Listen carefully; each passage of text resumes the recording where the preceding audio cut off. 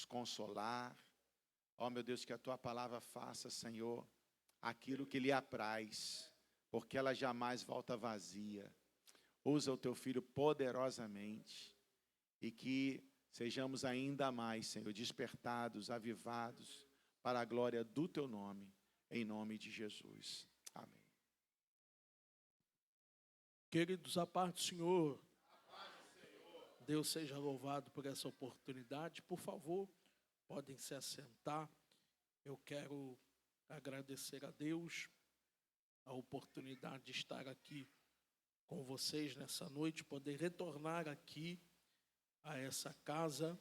Louvar a Deus pela vida do pastor Natanael, toda a sua família, ao Ministério Despertando Vidas, os irmãos que sempre estão nos recebendo de uma maneira muito cordial. Deus seja louvado, pastor Robson, a Secretaria de Missões, Deus abençoe a esta igreja. Meus irmãos, eu quero louvar a Deus também pela vida do meu irmão de sangue, evangelista Jonatas. Por favor, fique de pé.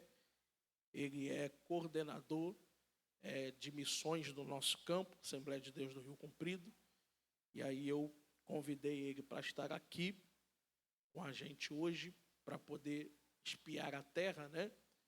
Porque em novembro é a nossa conferência lá.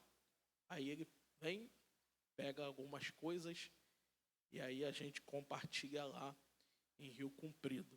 Obrigado, meu irmão, pela sua presença. Irmãos, esse ano, desde janeiro, nós tomamos posse, assumimos uma congregação no alto da comunidade dos Prazeres.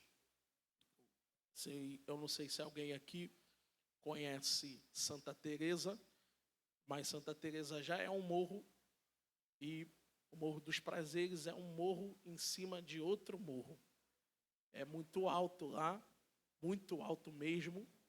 A gente vai subindo para poder acessar a parte de cima da comunidade, o alto. A gente tem que subir, né? O irmão ali conhece, que eu já vi ele assim, ó. Sobe por dentro de um condomínio e vai subindo. Quando termina o condomínio, tem uma estrada de terra que a gente começa a subir, que corta por dentro da Floresta da Tijuca. E vai subindo, continua subindo. Quando a gente chegou lá, primeiro culto que eu fui com a família, a minha filha tem 4 anos e ela apelidou a igreja de Igreja da Floresta. Porque a gente literalmente passa por dentro da Floresta da Tijuca. Às vezes a gente está subindo, a gente vê uns macaquinhos assim, né? Desse tamanho, nas árvores, observando a gente.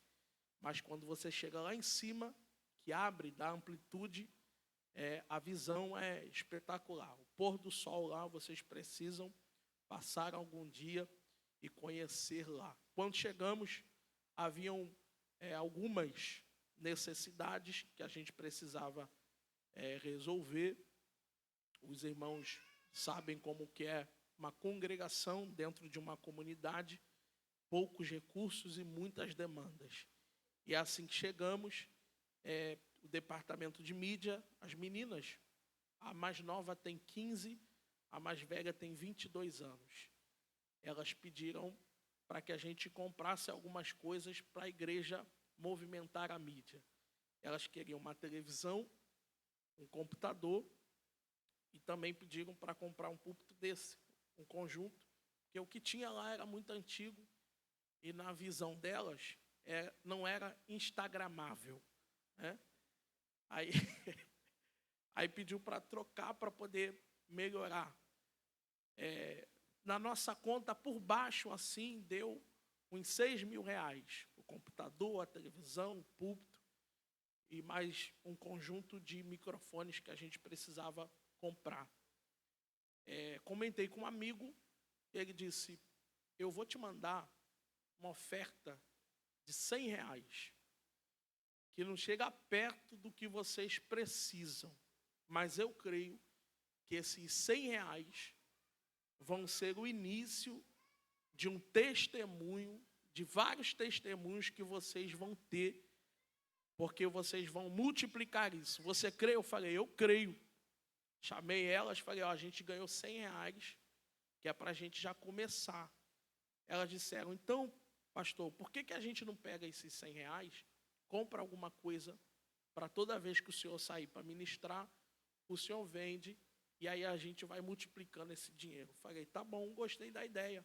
O que a gente pode fazer? Elas disseram, vamos vender trufas. Eu falei, tá bom, dá para a gente fazer. Vocês sabem fazer? Elas, não. Eu falei, ué, então como é que vai ser? Elas disseram, não, a gente viu uma receita no TikTok, vai dar certo. Eu falei, meu Deus. Tá bom, vamos fazer. Elas foram no mercado com os R$100 para poder comprar as coisas para produzir as trufas. Eu pensei, né? Deixei elas irem porque elas precisam aprender com a vida. Com R$100, a gente não volta com uma bolsa do mercado. E elas foram para o mercado com R$100. Elas disseram, acho que vai passar. Eu falei, vai. Mas a gente tem aqui, vamos dividir e a gente vai dar certo. Eu falei, amém, estou crendo nisso. Aí elas foram para casa, passaram a madrugada de sábado para domingo produzindo as trufas. As primeiras fornadas a gente não dava para cortar nem com uma faca de serra, de tão dura. Aí elas disseram, pastor, está pronto, vem buscar. Eu fui lá buscar. Prova um. Não, eu estou de dieta. Não quero provar, não, deixa que eu vou vender. Eu só vendo, vocês fazem. Levei para a igreja à noite que eu fui ministrar. Quando eu estou ministrando, terminei, coloquei a barraquinha de frente para a igreja, de costa para ruas. Daqui a pouco o rapaz bateu no meu ombro e falou assim, quando eu virei, ele estava com um notebook na mão. Ele falou, eu falei, que é isso aí, varão? Ele, um notebook, não está vendo? Eu falei, estou vendo, mas para que é? Ele falou, minha filha começou a chorar quando o senhor estava ministrando. E aí eu tive que sair com ela para fora, mas ela continuou chorando. Aí eu pensei, vou levar ela para casa para ver se ela se acalma no ambiente que ela conhece. Quando eu cheguei em casa, ela parou de chorar. E eu olhei para cima da mesa e vi o notebook. E Deus disse para mim, dá o notebook para a minha igreja. E eu trouxe aqui para abençoar vocês. Eu disse, meu irmão, que bênção. Aí mandei mensagem para elas, falei, a gente ganhou um notebook. Elas botaram carinha de choro. Nunca tinham vivido milagre, né? Tudo que elas pediam, o pai dava. Aí elas, pastor, agora falta pouco, só a televisão. Falei, amém, pouco, né? Um pouco delas, né? E o púlpito, falei, amém. Aí, na terça-feira, eu levei o restinho das trufas que sobrou para poder vender. Na outra igreja que eu fui ministrar, quando eu já estou quase encerrando, vem um casal, falou, meu irmão, eu quero abençoar vocês. Eu falei, amém. Aí a esposa dele disse, Deus mandou a gente abençoar vocês com uma oferta de R$1.000. Eu falei, glória a Deus, minha irmã, Deus abençoe. Ela falou, posso pegar só uma, porque eu estou de dieta? Eu falei, minha irmã, por R$1.000 você leva meu blazer, o sapato. Se quiser, leva até um carro. R$1.000, minha irmã. Aí eu cheguei na quarta-feira, fui passar o relatório para a igreja de tudo que a gente tinha sido abençoado durante aqueles dias. E eu falei assim, irmãos, agora, pelas minhas contas, deve faltar mais ou menos uns R$500 para a gente poder conseguir comprar tudo que a gente precisa. Aí eu tinha levado um amigo para poder ministrar. Ele gritou atrás de mim, eu vou dar os R$500 que faltam. E você vê, talvez esse testemunho sirva para alguém aqui. Se você crê naquilo que está na tua mão, Deus é poderoso para te fazer multiplicar. Hoje pode parecer pouco, mas se você crê no Deus que você serve, esse pouco vai se tornar em muito. Amém? A gente conseguiu comprar tudo. Trocamos o púlpito, ganhamos 2 conjuntos de microfone, a televisão, o computador era de um gamer, então ele é muito rápido, muito bom, muito ágil para a congregação. Quando eu pensei, agora eu vou respirar. Aí veio as irmãs da assistência social, que estavam de longe observando a gente comprar as coisas com as trufas. Aí elas chegaram, pastor, já que o senhor pode, por favor, vender para a gente, paga italiana, para a gente poder trocar os armários da cozinha? Falei, posso, minhas irmãs, posso. Então agora a nossa empreitada é trocar os armários da cozinha lá da igreja. E eu trouxe algumas, não tem muitas, mas algumas pagas italianas. Se você quiser no final e puder nos abençoar, você vai estar investindo naquela obra lá. Se algum dia você estiver em Santa Teresa, lembra da gente, passa lá no alto da comunidade dos prazeres e nós te receberemos com o maior prazer. Amém? Eu gastei esse tempo dentro da minha oportunidade, porque eu creio que vai servir para alguém esses testemunhos. Você que trabalha com missões, que faz missões, Deus é poderoso para transformar o teu pouco em muito. Amém? Eu quero ser bem breve na minha oportunidade, mas há um texto que eu gosto e eu quero compartilhar com vocês, que está no livro de 2 Reis, capítulo de número 4, se o meu amigo aqui do teclado puder me ajudar. 2 Reis, capítulo de número 5. 2 Reis, capítulo de número 5. É o texto que nós vamos usar para a nossa breve meditação nessa noite. E vamos tirar algumas lições aqui da vida dessa menina. Capítulo 5, versículo 1 diz assim: Naamã, chefe do exército do rei da Síria, era um grande homem diante do seu senhor e de muito respeito, porque por ele o Senhor dera livramento aos sírios. E era este varão, homem valoroso, porém leproso. E saíram tropas da Síria e da terra de Israel, levaram presa uma menina que ficou a serviço da mulher de Naamã. E disse esta à sua senhora: tomara que o meu senhor estivesse diante do profeta que está em Samaria. Certamente ele o restauraria da sua lepra. E você diga, graças a Deus. Queridos, eu consigo enxergar nesta menina que ficou a serviço de Naamã algumas qualidades que uma igreja missionária ela precisa ter. Quando a gente olha o capítulo 5 de 2 Reis e começa a meditar na história dessa menina, a gente não pode se deixar ser levado pela simplicidade do versículo ao falar sobre a vida desta menina, o que aconteceu com ela. Você percebe que em nenhum momento desse texto a gente vai descobrir o nome desta menina, porque o texto não dá ênfase sobre o nome dela, mas o texto vai dar ênfase sobre aquilo que ela fez. E uma igreja missionária não é uma igreja que se preocupa com status. Uma igreja missionária não é uma igreja que está em busca de fama, de nomes. É uma igreja que ela se preocupa mais com obras do que com nomes. Que ainda que o nome não seja lembrado, se aquilo que ela produziu for lembrado, já é o resultado de todo o projeto missionário. Missões não está em busca de fama, de reconhecimento, de ser lembrado. A base de missões são obras.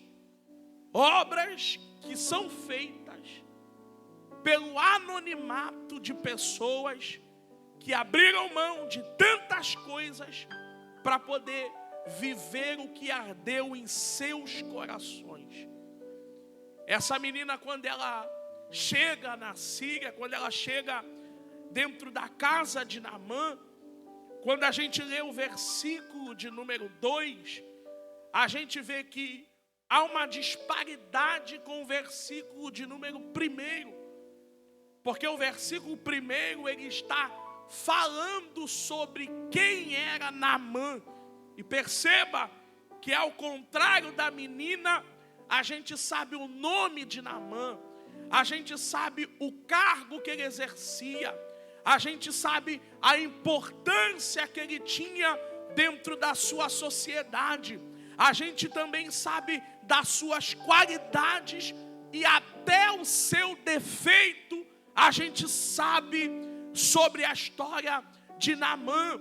Mas enquanto no versículo 1 há uma gama de informações acerca de quem era Naamã, na contramão disso, a falta de informação sobre quem era esta menina.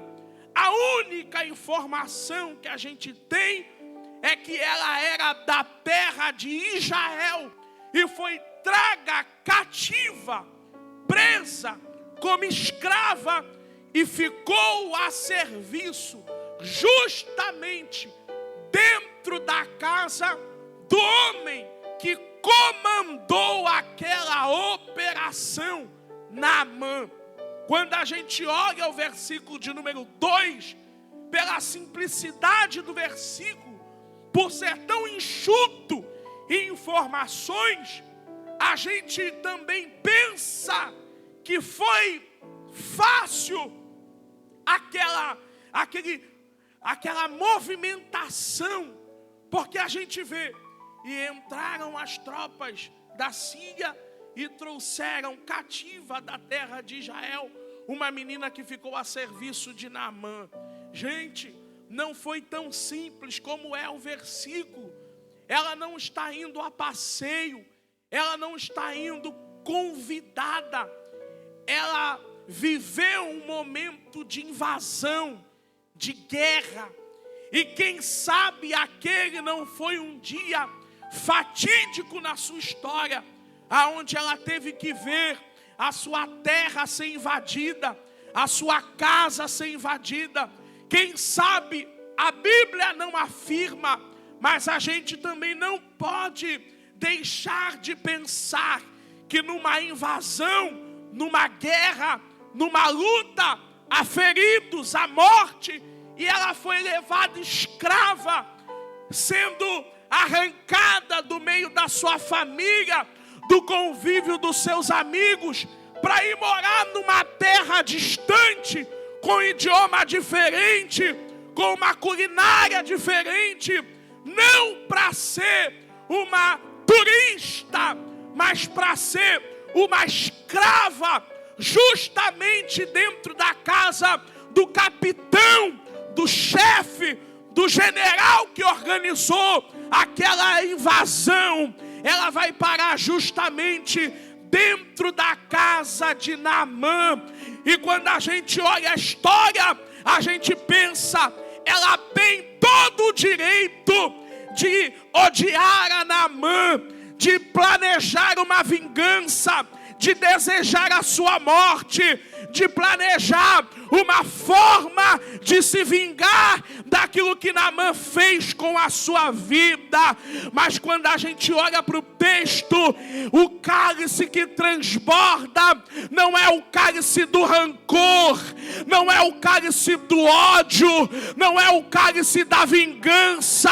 O que derrama é o cálice do amor, é o cálice do perdão, é o cálice da cura. Ela não se vinga de Naamã, pelo contrário, ela aponta a cura para Naamã.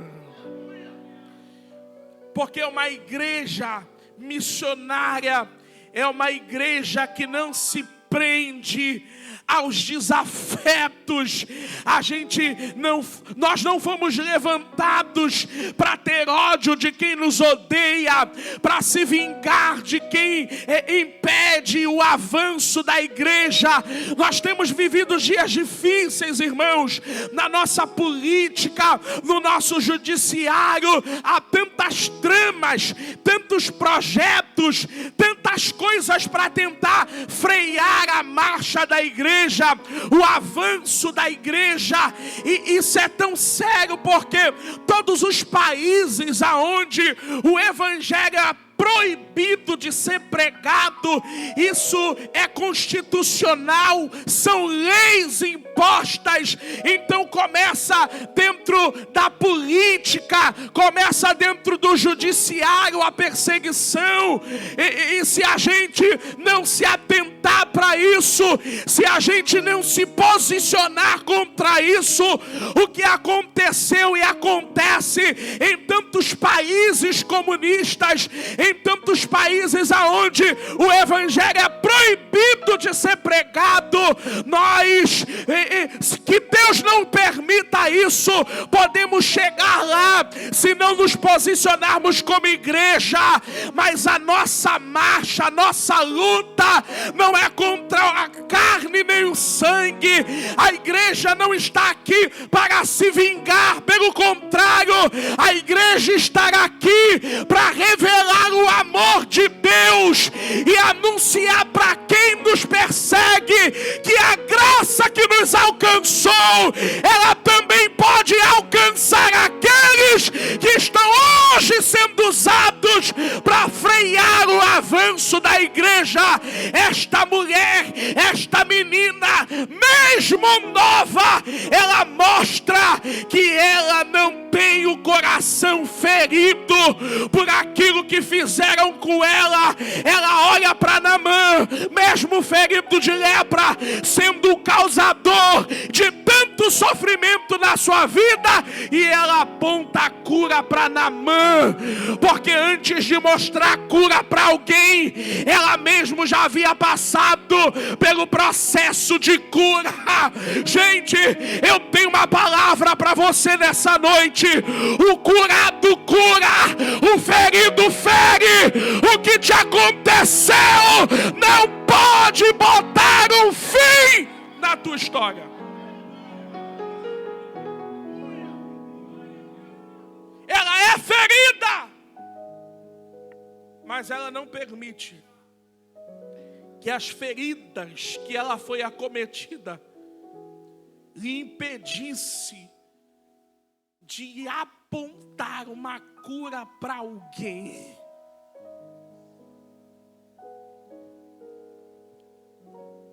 Doeu, mas não te matou. Doeu, mas não acabou com a tua vida. Você não é culpado pelos seus traumas, mas você é responsável pela sua cura. É você que decide se o que você passou vai te matar ou se você vai se levantar mais forte do que antes. Glória a Deus. Jesus te trouxe aqui, a palavra dele para você você não precisa se afundar com tudo que você viveu, mas você pode se levantar no meio da sua dor, no meio do seu processo.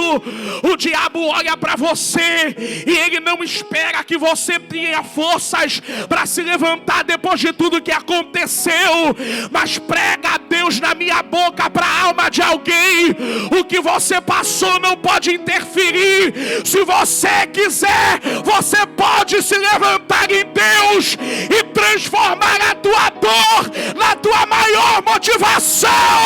Deus hoje te trouxe aqui e a palavra dele para você: eu posso transformar a tua maior dor na tua maior motivação.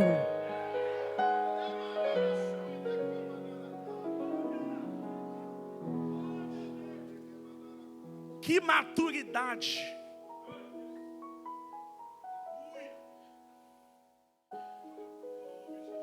de se levantar dentro da mesma casa que ela chegou ferida.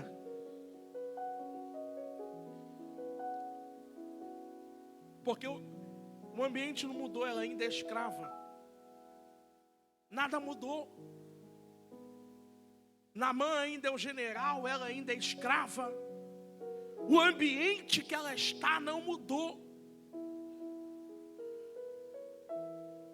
Mas quem disse que o ambiente precisa mudar? O ambiente não mudou, mas ela mudou.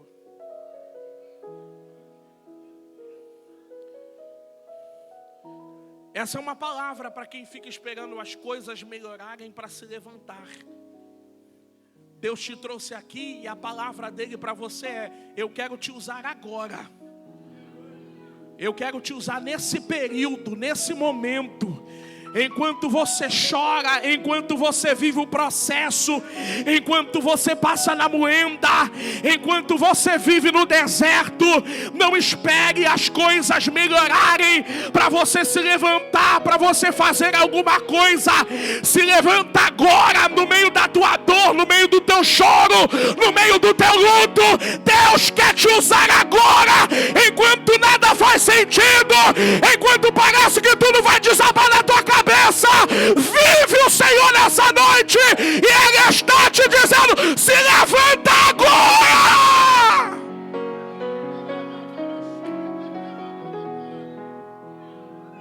Por favor, olhe para alguém e diga para ele: Deus quer que você se levante agora.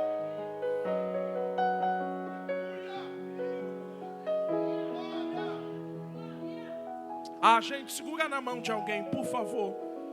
Mas não segura de qualquer maneira, porque você não está segurando na mão de qualquer pessoa. O pai dele está na casa, o pai dela está na casa. E ele sente ciúmes, então segura firme, para ele sentir que você está no culto e está recebendo a palavra. Isso. Diga para ele: não deixe que as tuas feridas te impeçam de fazer aquilo que Deus está te chamando.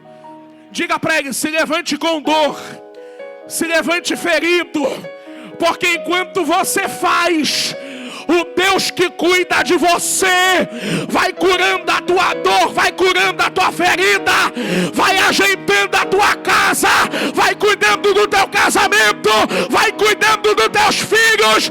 Em nome de Jesus, não deixe o teu processo te impedir de você viver o propósito de Deus para a tua vida.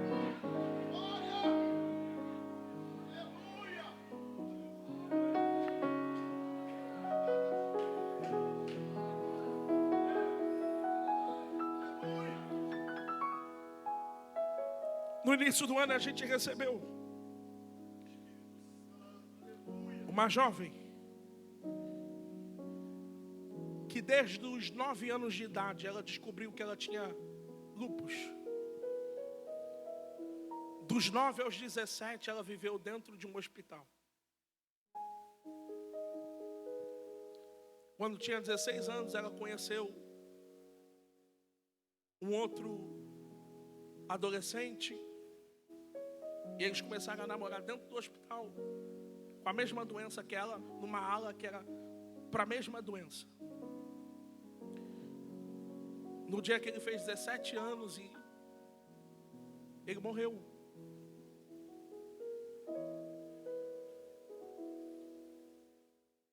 A doença dela estabilizou. Ela ganhou alta. Saiu do hospital, conheceu um rapaz, se envolveu com ele, maltratava muito ela. Num dia, numa das brigas, ele deu 3 facadas nela. Ela não morreu, levaram para o hospital, ela sobreviveu, se recuperou, saiu do hospital, se envolveu com outro rapaz que era traficante, lá na comunidade. Ela começou a trabalhar no hospital que ela viveu a vida inteira. Só que agora cuidando de pessoas que tinham a mesma doença que ela. Ela chegou lá na congregação um dia, nunca tinha pisado dentro de uma igreja. Primeiro culto que ela foi,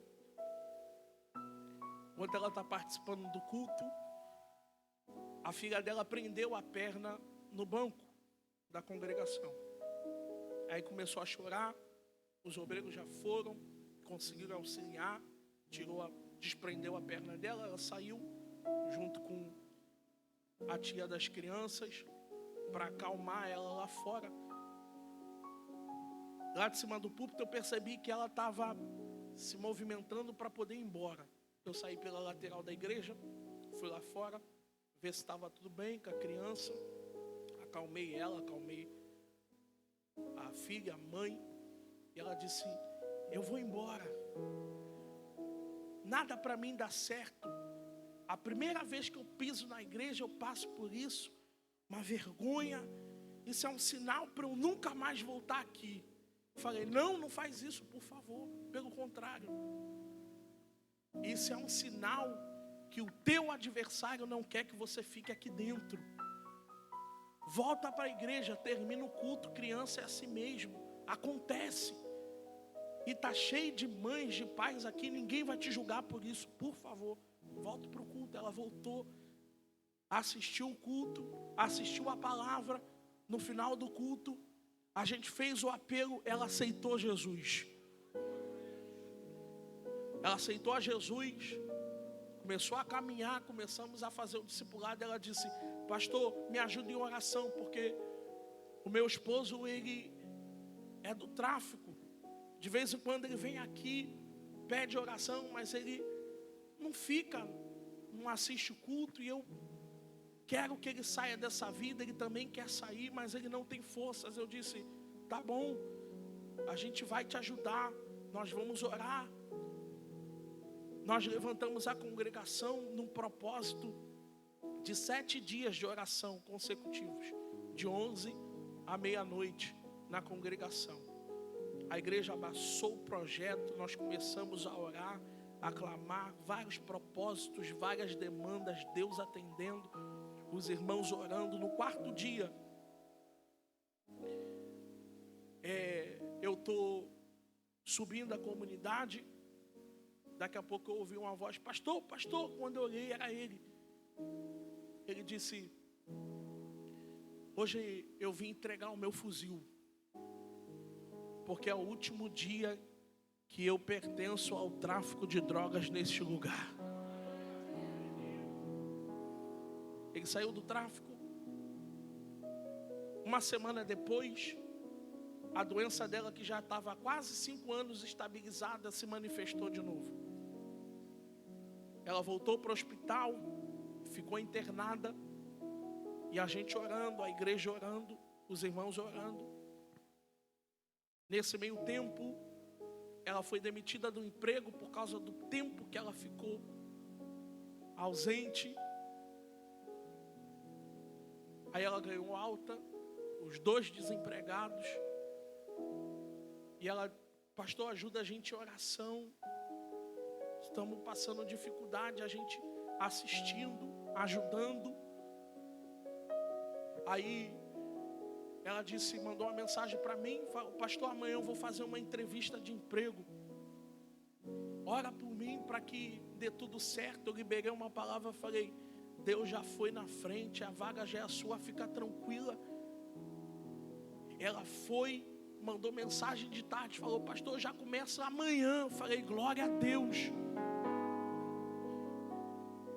Na quarta-feira ela estava lá na congregação, ministramos sobre ela, oramos.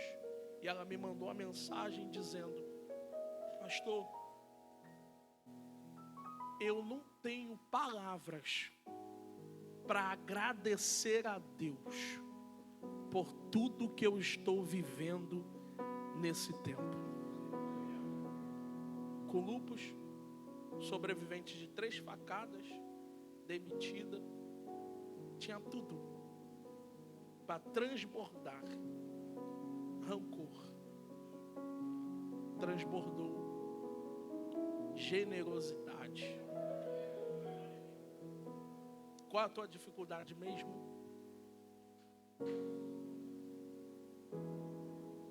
Por que você não se levantou ainda?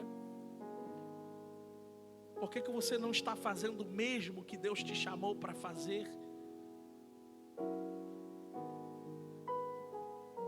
Nada mudou.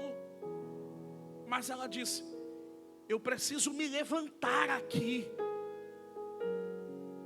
Porque quando Deus não muda a realidade, é porque Ele quer mudar a gente, para que a gente seja um agente de mudança da realidade que estamos inseridos. Sabe o que eu acho mais lindo dessa história? É o caminho para o final.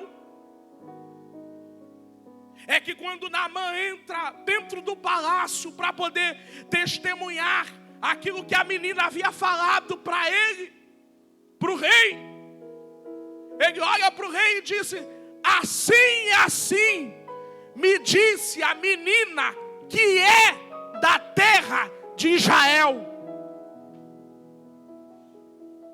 Sabe quem arrancou ela de dentro da terra de Israel? Naamã.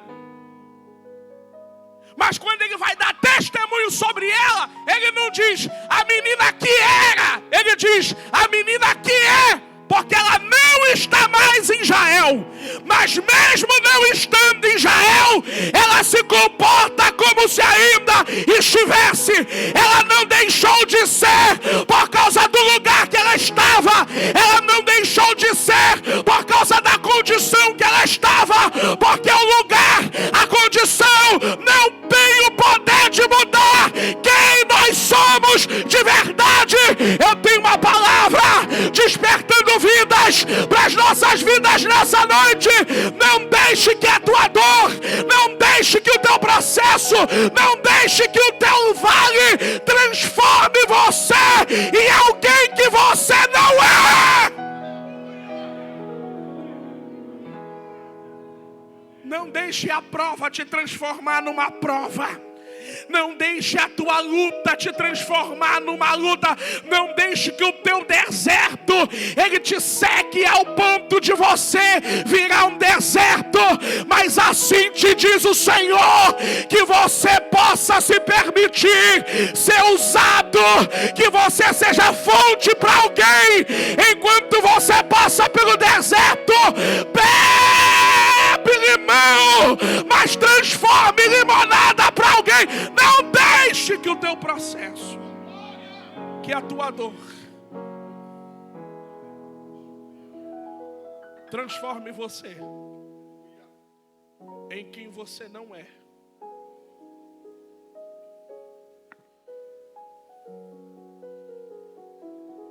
Sabe o que ela está dizendo? Eu não sou daqui, mas eu vou ser aqui um pedaço de quem eu sou lá. Irmãos, nós não somos daqui.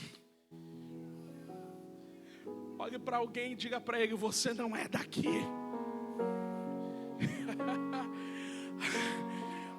A nossa cidadania é celestial. Glória a Deus. A igreja não é daqui.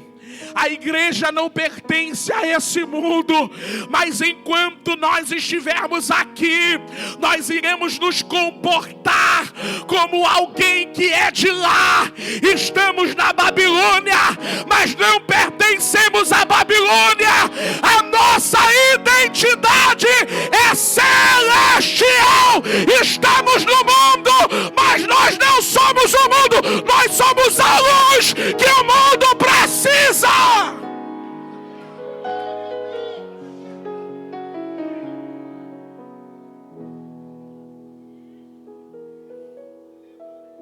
Talvez você nunca vai atravessar a fronteira de uma nação para outra. Mas quem disse que para fazer missões tu precisa atravessar uma fronteira? Às vezes Tu pode ser um missionário, atravessando da sala para o quarto, de um lado da rua para o outro, de um portão para o outro. Tu pode ser um missionário, aonde Deus te plantou, aonde você está.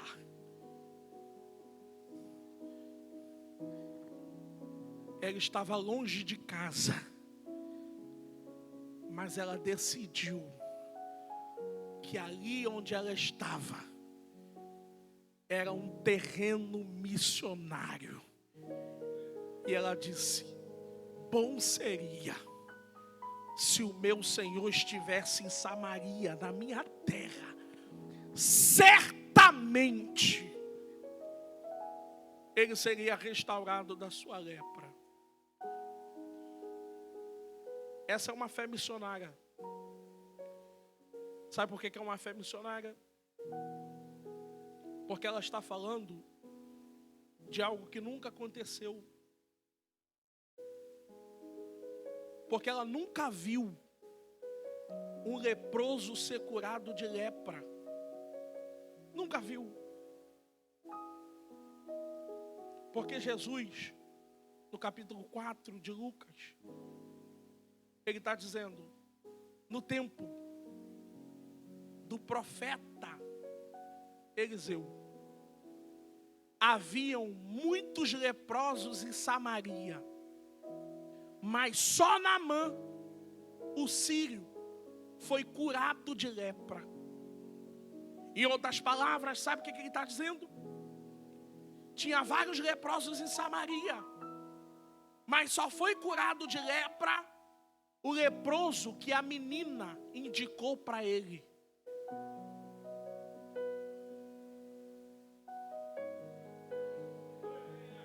A fé missionária é a fé que acredita que aquilo que nunca aconteceu pode acontecer. É por isso que eles saem, deixa a casa, deixa a profissão, largar tudo para ir viver num lugar que eles não conhecem, um idioma que não conhecem. Se você tiver fé hoje, Deus é poderoso para dentro do teu terreno missionário, a tua casa, o teu bairro, a tua congregação. Exerça essa fé missionária, e Deus vai te dar graça para que você veja acontecer dentro da tua casa aquilo que nunca aconteceu, no seio da tua família aquilo que nunca aconteceu. Mas se você tiver fé, o Senhor é poderoso para te fazer viver. Fique de pé, eu quero orar por você.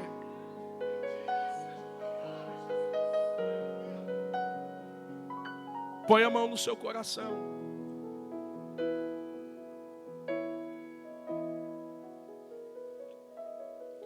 Pai, nós te louvamos pelo privilégio, Senhor, de estarmos reunidos com um propósito, de lembrarmos da importância e da missão que o Senhor confiou à tua igreja, que é ir por todo o mundo e pregar o evangelho a toda criatura. E eu quero te fazer um pedido ousado nessa noite, Senhor. Quem sabe não há entre nós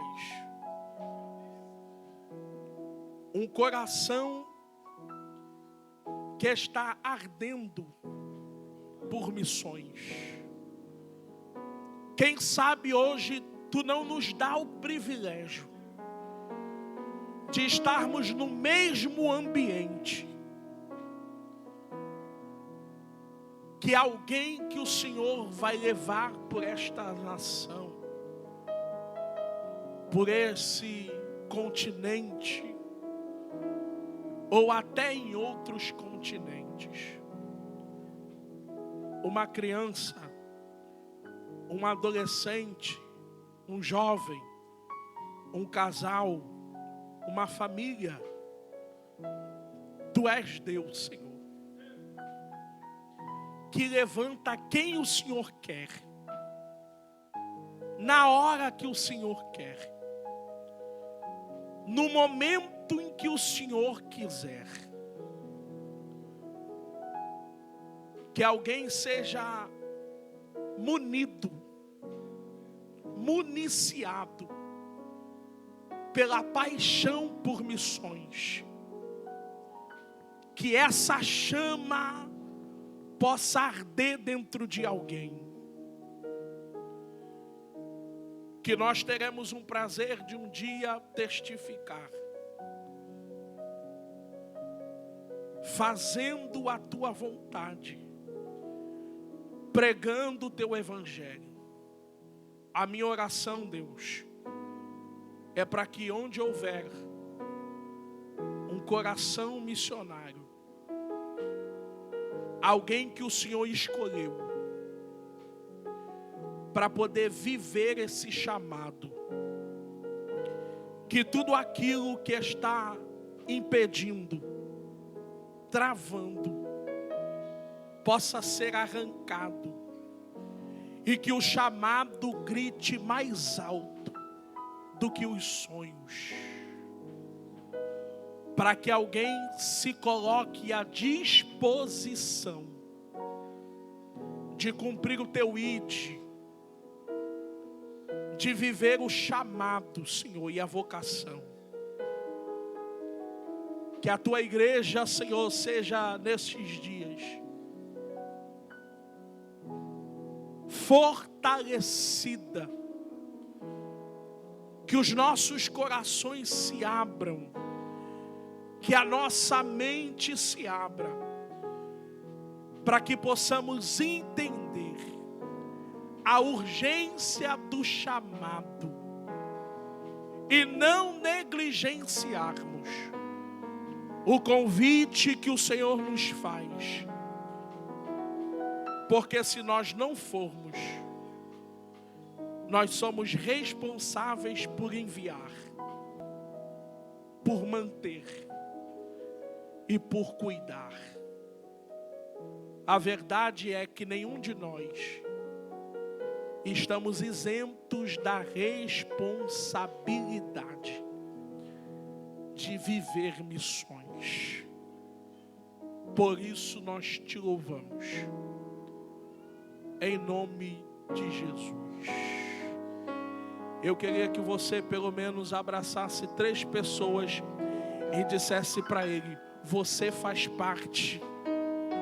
Diz para ele: você faz parte deste movimento. 3 pessoas. Diga para ele: você faz parte desse movimento. Se Deus não te enviar, você tem que ir. Isso.